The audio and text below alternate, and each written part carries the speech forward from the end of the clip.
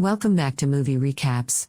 Today I will show you a 2019 comedy film, titled Son of a Rich. Spoilers ahead. Watch out and take care. Grisha is the son of one of the richest men in Russia and acts as such. He's spoiled, incredibly rude, and gets in constant trouble because he never gets consequences for his actions. He doesn't do anything useful in his life, he just spends his days partying, drinking, and using women. One night, after kicking out a girl he had promised a ride to because she wouldn't get intimate with him, Grisha is stopped by the police for speeding. He tries to bribe Captain Semyonov as he does with every cop he meets, but Semyonov won't accept the money. Grisha is still allergic to consequences though, so he tries to drive away, and Semyonov gets in front of the car to stop him. This doesn't stop Grisha, whose empathy is non-existent, and he keeps on driving with Semyonov holding on to the hood of the car. Moments later, Grisha's dad Pavel goes to the police station to pay the bail and release his son, who continues to be a spoiled brat asking to be served even while locked in a cell. The chief reminds Pavel of all the destruction Grisha has caused the past few months, including a yacht, and now he sent a cop to the hospital with grave injuries. The boy is simply out of control and Pavel seriously needs to do something. After the bail gets paid, Pavel scolds Grisha for his behavior and threatens with cutting him off. But Grisha doesn't care because he knows his dad is all bark and no bite. Feeling incredibly stressed, Pavel visits his friend with benefits, TV producer Anastasia, to find some comfort in her presence. He doesn't know what to do with his son anymore, and he can't even send him to the army because he already got him out of being recruited in the past. Anastasia gets an idea then. She knows a guy that she used to work with on horror movies that could help. His methods are unconventional but very effective, and Pavel accepts to pay him a visit. They find Lev Arnoldovich in his creepy house hanging from the ceiling with a rope around his neck, but it's all fake. This is what he does best, developing devices and special effects to trick the eye. After showing Pavel the method he used with a smoker client, which was pretending to cut his finger off, Pavel freaks out a little and wants to leave, but Anastasia convinces him to at least hear Lev's plan for Grisha. Many days later, Grisha is coming out of a club when he sees his car being towed, so he runs after the truck only to suddenly get shot and fall unconscious. He wakes up hours later to find himself in a stable, wearing strange clothes, and being told by stable boy Artyom that he needs to saddle the horses or their lord will get angry. Grisha doesn't understand what is going on, especially when foreman of Dima College comes to drag him out and kick him while yelling at him for not following orders. At that moment, the landowner Dmitry Timofeyev and his son Alexei Timofeyev show up and give Avdi a whip, which he uses once on Grisha for not following orders. Dmitry tells him to get the horse ready now or he'll get a worse punishment, but when Artyom takes him back to the stable, Grisha jumps through the window and runs away. He seems to be in a village in 1860s Russia, before the abolition of serfdom. As he runs, Grisha asks people for help, requesting a phone or even the police, but nobody knows what he's talking about. Eventually, he makes it to the estate borders and accidentally falls into a lake, so when he comes back to the village to get dry clothes, he's captured by Avdi and taken to be hanged for having run away.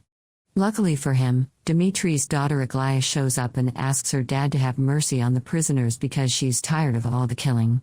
Seeing as it is her birthday, Dmitry agrees and Grisha is allowed to live. A bird is flying above them, taking it all in before leaving to enter a building near the edge of town.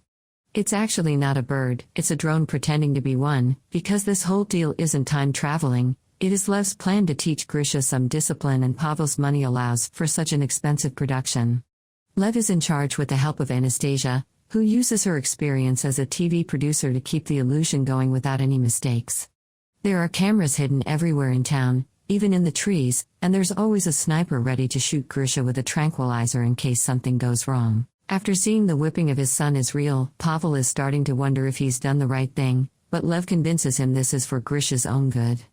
After seeing Lev and Anastasia argue, Pavel can't help to wonder what's the issue between them, and Lev explains that when Anastasia said they worked on a horror movie together she meant they used to be married. While Grisha spends some time alone in the stable coming to terms with the fact he's traveled in time, the actors are given the scripts for the next scene. The director reminds everyone of the rules. Women shouldn't shave their legs, men shouldn't shave their faces, and things like bras, underwear, earrings, and rings are forbidden. Alexei picks his script up after saying hello to his girlfriend, Liza, who works is in charge of the horses and not acting. He also makes fun of Aglaya for her contract. The writers want her to be Grisha's love interest, which means she'll have to sleep with him, and that has Alexei wondering where the line between actress ends and harlot begins. Grisha starts living through an awful routine in the village. He has to wake up before dawn, eat broth with only flies as meat, work with horses he's scared of, use the forest as his bathroom, wear pants without underwear, and get whipped every time he's disrespectful.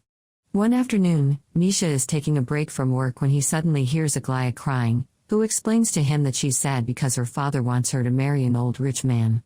Instead of showing sympathy, Grisha thinks it's a great idea, because if the man is so old then he'll die soon and Aglaya will get all the money.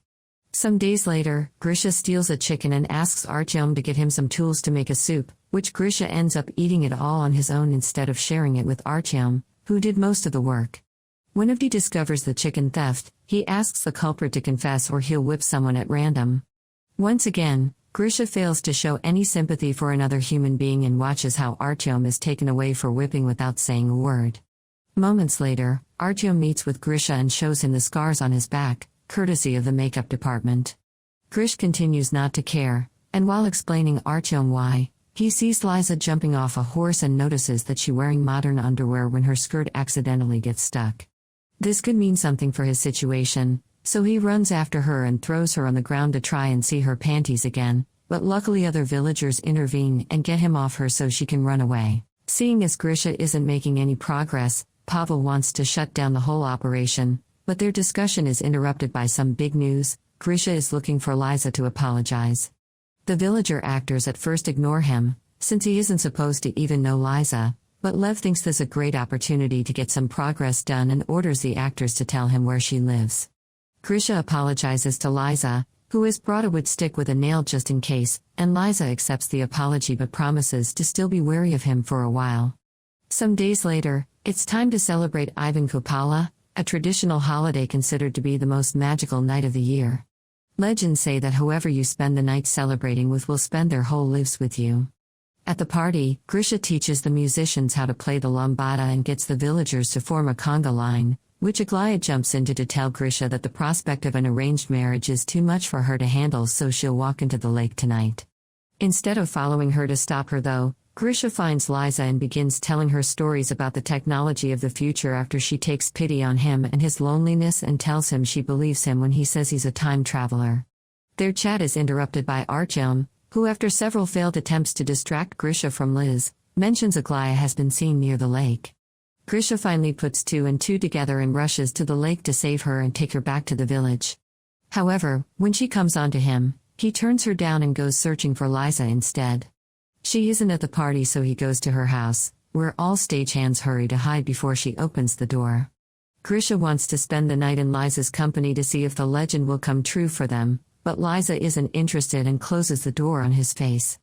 The next day, Lev decides Liza will be Grisha's new love interest, so she becomes another actress on set. She doesn't like Grisha very much and won't accept to kiss or sleep with him, but she does want to help make him a better person, even if Alexei isn't very happy with seeing his girlfriend get involved like this.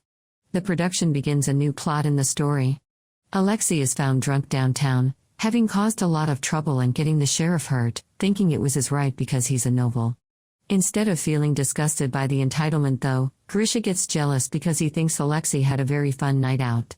His attitude changes however, when Dmitri wants him to take his son's place and get the punishment instead of him. At first, Grisha doesn't want to do it, but Dmitri offers him his freedom and good food in exchange, so he accepts. This time he remembers to share the food with Artyom. Meanwhile, Anastasia and Lev start to get along again, and Pavel worries that they may get back together, but Lev finds this idea laughable because Anastasia obviously loves Pavel.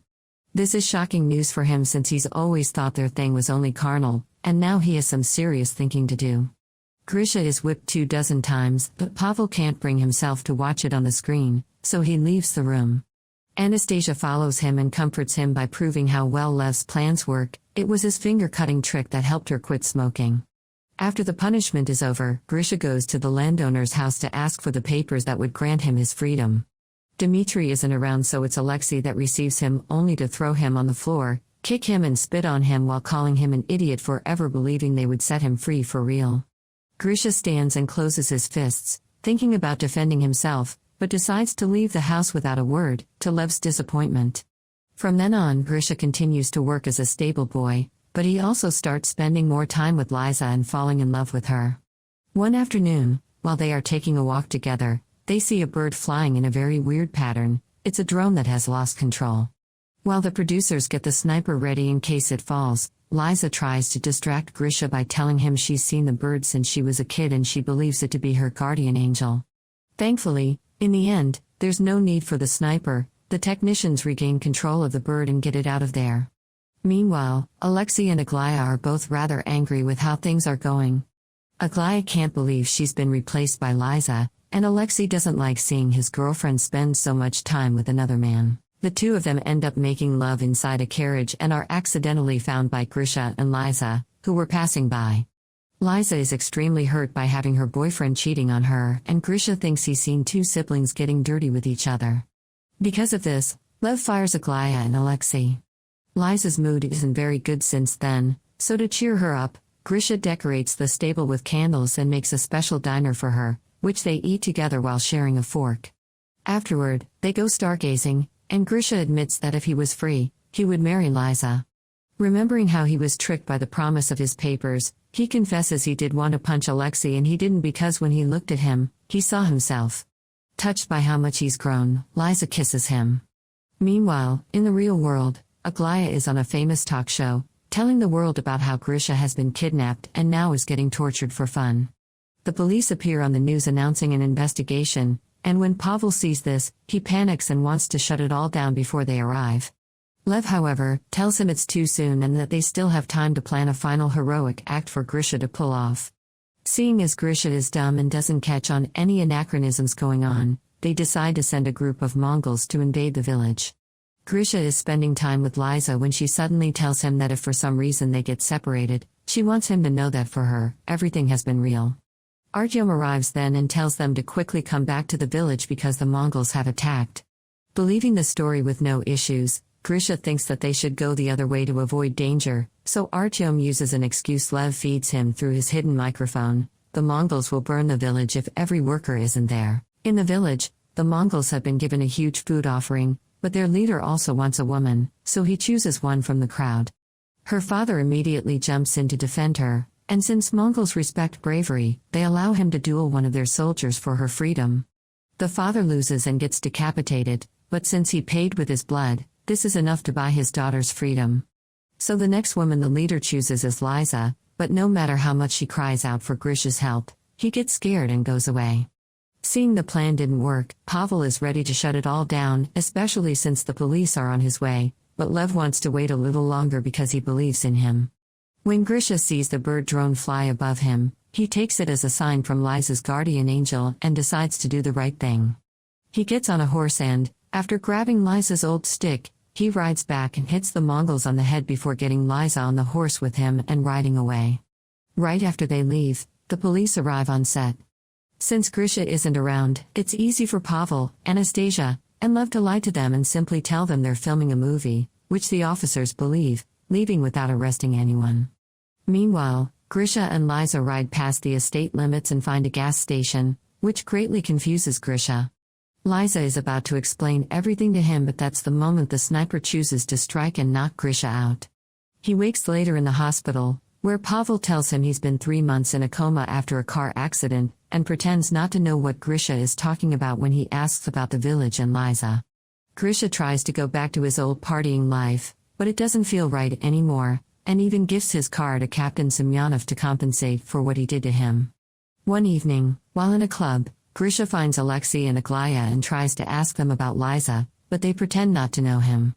Grisha apologizes for the confusion while looking incredibly defeated, so the actors decide to take pity on him and give him some information. The following day, they take Grisha to the ranch where the production rented the horses and Liza works at, and when he finally sees her again, he asks her if what she had said is true and it truly had all been real for her. When she confirms it, the couple kiss and begins a new relationship. Sometime later, Grisha takes Liza as his +1 to his father's wedding to Anastasia, where he thanks him for having put him in this crazy project and making a better person out of him. From then on, more spoiled rich brats are taken to the village often and Grisha helps with their rehabilitation.